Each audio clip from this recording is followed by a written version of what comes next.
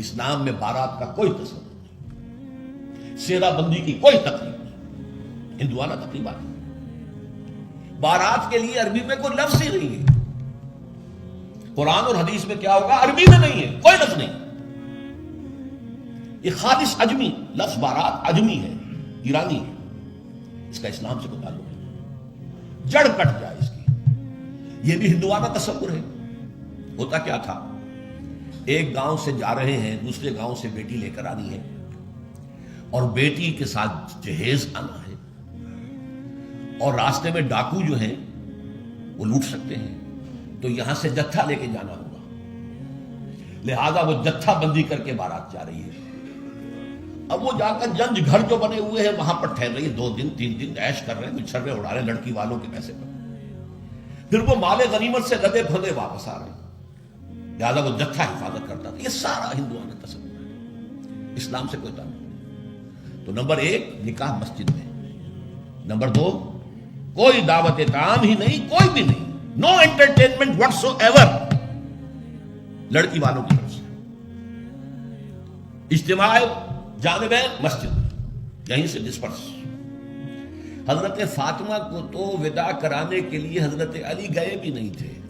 نکاح کے بعد کچھ خواتین حضرت فاطمہ کو لے کر حجرے میں چھوڑ آئی تھی جا کر، جو ایک انصاری صحابی نے حضرت علی کو دیا تھا، ورنہ ان کے پاس ملتا بھی نہیں تھا۔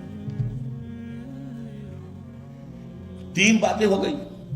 چوتھی بات، ولیمہ جو ہے اس کی تاکید ہے۔ یہی وجہ ہے کہ جب یہ شادی پر مکمل پابندی لگائی گئی تھی، میں نے اشتہار دیا تھا کہ ولیمہ پر پابندی نہیں ہونی چاہیے۔ لڑکی والے کے ہاں تو آپ سوچئے، جو دلیل میں نے دی اس کی نفی میں، نفسیاتی دلیل بہت بڑی ہے۔ لڑکی والے کے ہاں ویسے تو لفظ شادی، خوشی، وہاں بھی شادی یہاں بھی شادی، لڑکی والے کے ہاں خوشی نہیں ہوتی، اس کے گھر سے لخت جگر نور چشم نکل کر جا رہی ہے، کیسے خوشی ہوگی؟ مائیں رو رہی ہوتی ہیں، انہیں غشی پڑی ہوتی ہے جب بچیاں نکل رہی ہوتی ہیں، بہن بھائی رو رہے ہوتے ہیں، باپوں کی آنکھوں کے اندر بھی آنسو آئے ہوتے ہیں، نمی آئی ہوتی ہے۔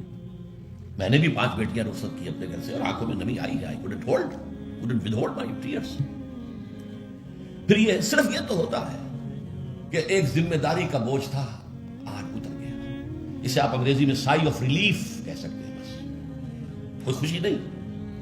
اس کی مثال میں دیا کرتا ہوں کہ کوئی جانور اگر قربانی کے لیے 10-15 دن پہلے آپ لے لیں، وہ بکرا کو مینڈھا، اور بچے اس کے ساتھ ہل جاتے ہیں، پھر کھلاتے ہیں، لے جاتے ہیں، چراتے ہیں، تو پھر وہ عید کے دن جب آپ اسے قربان کرتے ہیں تو بچے پچھاڑے کھا رہے ہوتے ہیں، رو رہے ہوتے ہیں، اتنا لاڈ اس جانور سے ہو جاتا ہے۔ تو یہ نور چشم لخت جگر گھر سے نکل رہی ہے، 18-20 برس رہی ہے آپ کے گھر میں آج جا رہی ہے، ٹھیک ہے، سائی آف ریلیف ہے، لیکن اندیشہ بھی ہوتا ہے، ذہن میں رکھیے، ہمیشہ ہوتا ہے۔ پتہ نہیں بیل منڈے چڑھے نہ چڑھے، موافقت مزاج کی ہو نہ ہو، نئے ماحول میں جانا ہے، ایڈجسٹمنٹ ہو نہ ہو، اپنی حد تک پورا اطمینان کر لیا ہے، دیکھ لیا ہے، سوچ بچار کر لیا ہے، لیکن کیا کہا جا سکتا؟ ایک بالکل یوں سمجھیے کہ ایک نیا ماحول ہے، نئی جگہ جا رہی ہے، لہذا وہ اندیشہ بھی موجود ہوتا ہے۔ لہذا واقعتاً لڑکی والوں کے ہاں خوشی کا موقع نہیں ہے، ان کے ہاتھوں مرغ پلاؤ کھانا بے غیرتی ہے۔ ہاں لڑکے والے کے ہاں خوشی ہے، اس کا گھر آباد ہوا ہے، اور اسے حکم دیا حضور نے، اولموا ولو بشاۃ، ولیمہ ضرور کرو، چاہے تمہارے پاس ایک ہی بکری ہو۔ وہ ایک ہی بکری در حقیقت ان کے ہاں مفلسی کی سب سے بڑی شکل ہو سکتی تھی، لیکن بھیڑیں بکریاں پالنا تو ان کا پیشہ تھا، تو کسی کو ایک ہی بکری ہے تو معلوم بہت ہی غریب ہے، فرمایا اسی کو ذبح کرو، کھانا کھلاؤ اپنے دوستوں کو، اپنے احباب کو، سیلیبریٹ کرو۔ سیلیبریشن تمہارے ہاں ہونی چاہیے، مرد کے ہاں، لڑکے کے ہاں۔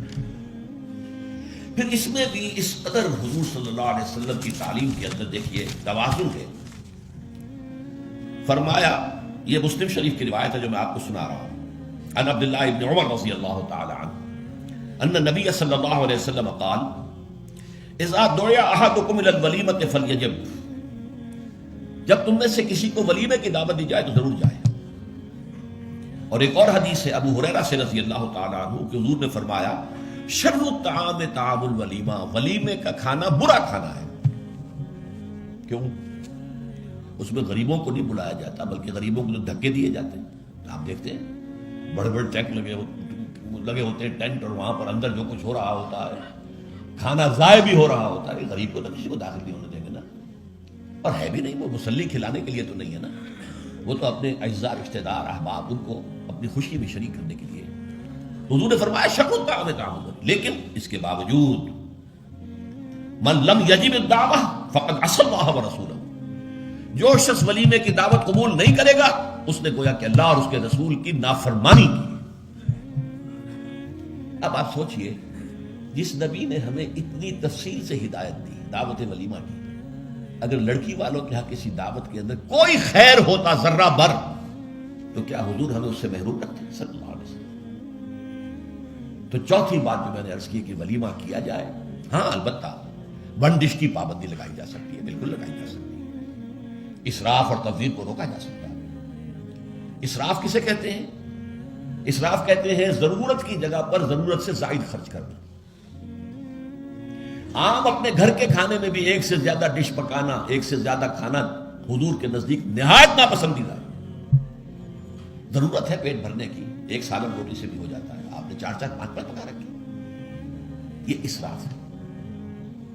اسی طریقے سے اگر دعوت کے اندر بھی ون ڈش کی پابندی ہو تو بالکل ٹھیک ہے، اس کے اندر کوئی حرج نہیں. لیکن یہ کہ اس میں اب جو کیا گیا ہے کہ میٹھے کی اوپر پابندی، بالکل یہ صحیح نہیں ہے. میٹھا حضور کو بہت مرغوب تھا، پسند تھا، تو اس میں یہ کہ ایک ڈش میٹھے کی، یہ نہیں کہ 3-3 4-4 ڈشیں، دال کا حلوہ بھی ہے، گاجر کا حلوہ بھی ہے، اور فلاں بھی ہے، اور فلاں بھی ہے، اور پھر کھیر بھی ہے. لہذا ولیمے کی اجازت ہونی چاہیے. اور ظاہر بات ہے کہ ہر شخص اپنی سطح کے مطابق کرے گا، اور وہ آدمی بھی بلائے گا، جو کم ہی بلا سکتا ہے وہ کم بلائے گا، جو زیادہ بلا سکتا ہے زیادہ بلائے گا. اس کے اوپر بھی کوئی خاص پابندی لگانے کی ضرورت نہیں ہے. لیکن ظاہر بات ہے جو میں نے ایک بات کی ہے، اس سے شادی بیاہ کے اخراجات کا ایک حصہ تو بالکل ختم ہو گیا نا. لڑکی والوں کی طرف سے تو زیرو ہو گئے، نہ کوئی سیلیبریشن، نہ کوئی دعوت، نہ کوئی خیمے لگانے کی ضرورت، نہ کچھ اور ریسیپشن، کچھ نہیں، کیسے بالکل زیرو. لڑکے والے جو ہیں دعوت ولیمہ، اور اس کے اندر ظاہر بات ہے کہ اپنے ساتھیوں کو، دوستوں کو، اعزاء کو، اقارب کو جس حد تک بھی اس کے لیے ممکن ہے. اچھا یہاں تک فرمایا ہوا کہ اگر تمہارے کسی بھائی نے نکاح کیا ہو اور اس کے پاس کچھ بھی نہیں ہے تو وہ ولیمہ کر سکے، اپنے گھر سے کھانا لے جاؤ اور جا کر اس کے ہاں بیٹھ کر کھا، سیلیبریٹ کرو، اس کی خوشی میں شریک ہو. یہ کس قدر فطری تعلیمات ہے، غور کیجیے.